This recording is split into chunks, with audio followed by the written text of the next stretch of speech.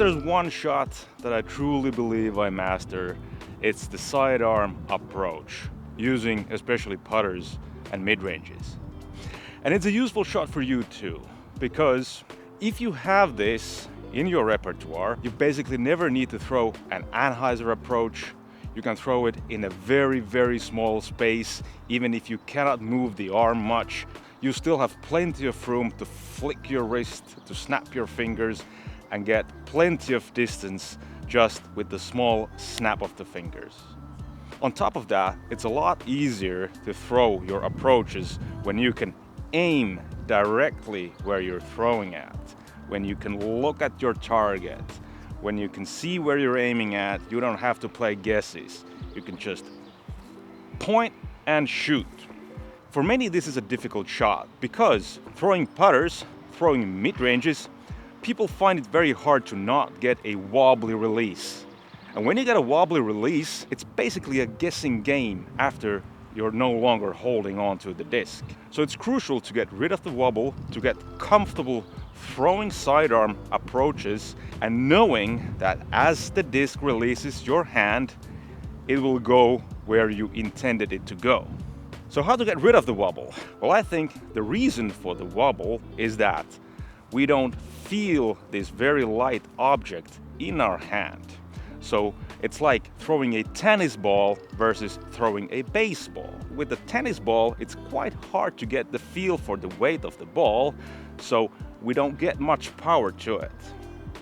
With the baseball, we get the feel that we got something a lot heavier, so we can control the release, we can push our hand against the weight. And we need to create that kind of pressure with the disc too. A lot of the amateurs I see and I coach, they tend to do this. They throw without getting any backswing. And with the backswing, I don't just mean you pull the disc back like this and then slam it forward. That doesn't create the pressure.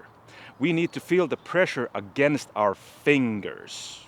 And how to get that? Try to mimic the pressure by holding on to the disc with your regular sidearm grip and pull the disc back so that you really feel the tension in your middle finger.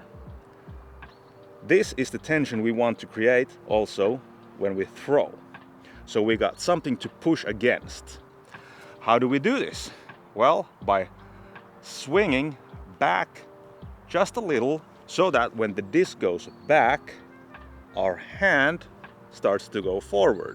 This is how we create pressure against the fingers. When we have pressure against the fingers, it's merely a finger flick forward.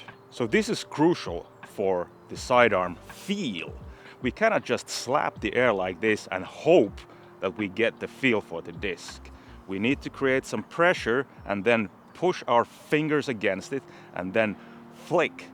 Very sudden move of the fingers. Of course, the wrist moves along with it and the whole arm moves before anything else, but the feel is the most crucial part of the sidearm shot. We need to feel the weight on our fingers so that we can push our fingers against it.